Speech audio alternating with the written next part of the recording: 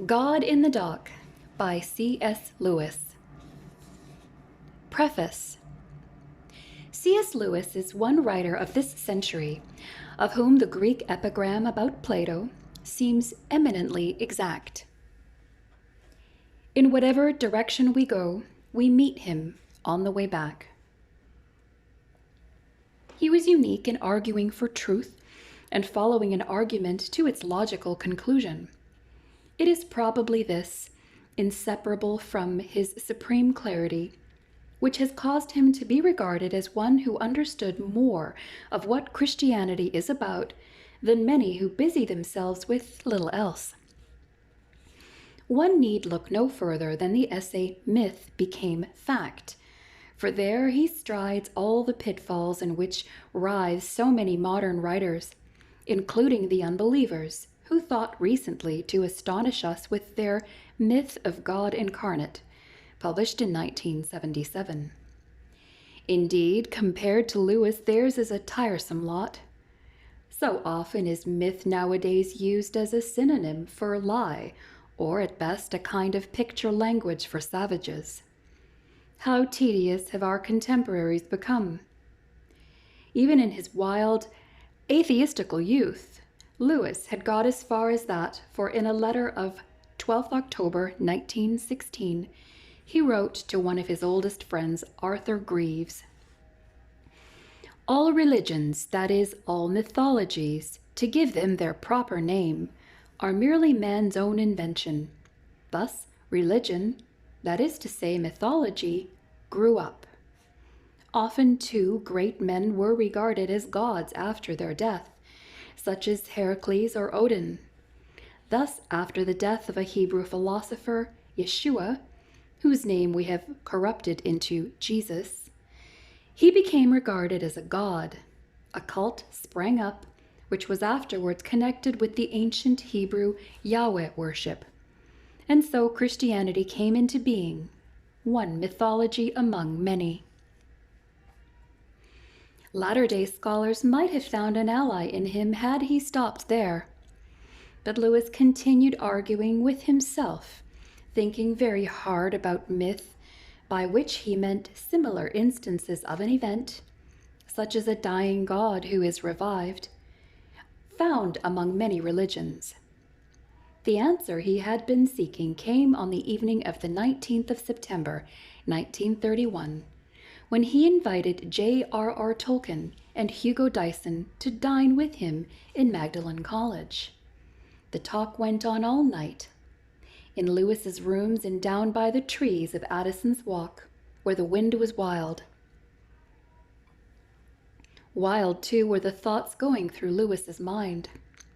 Indeed, this same night, he defined myth as breathing a lie through silver. Before the morning, he was converted. Writing to Greeves shortly afterwards, he said, "What Dyson and Tolkien showed me was this, that if I met the idea of sacrifice in a pagan story, I didn't mind it at all. Again, that if I met the idea of a god sacrificing himself to himself, I liked it very much and was mysteriously moved by it. Again, that the idea of the dying and reviving god, Balder, Adonis, Bacchus, similarly moved me, provided I met it anywhere except in the Gospels. Now the story of Christ is simply a true myth, a myth working on us in the same way as the others, but with this tremendous difference that it really happened."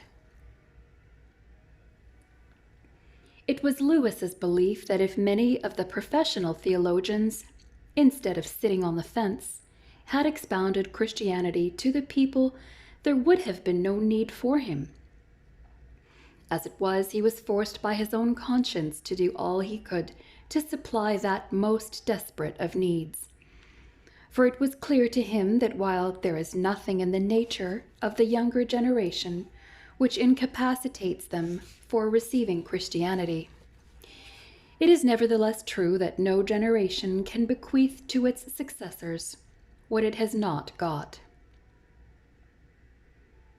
His task would have been easier if modernist theologians never wrote anything.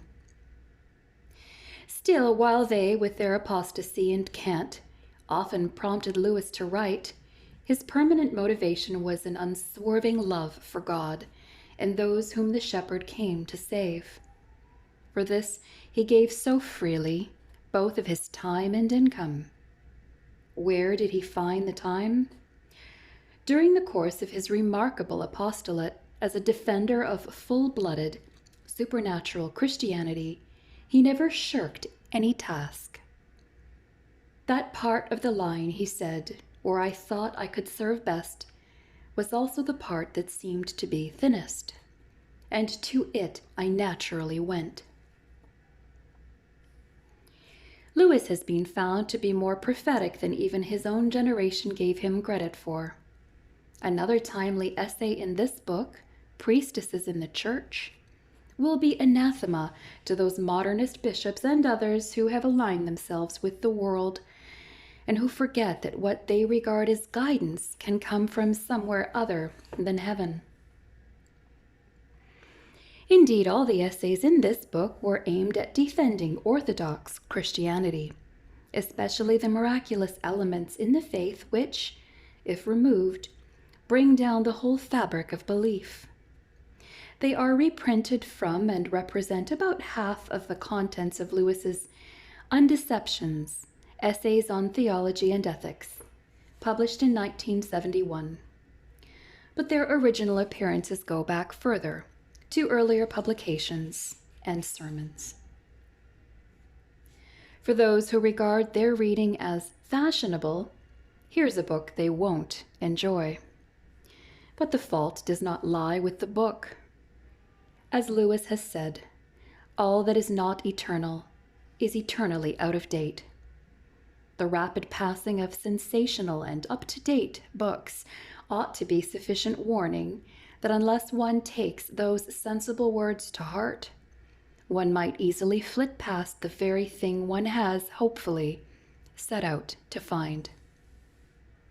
Editor Walter Hooper, Oxford, August 1978.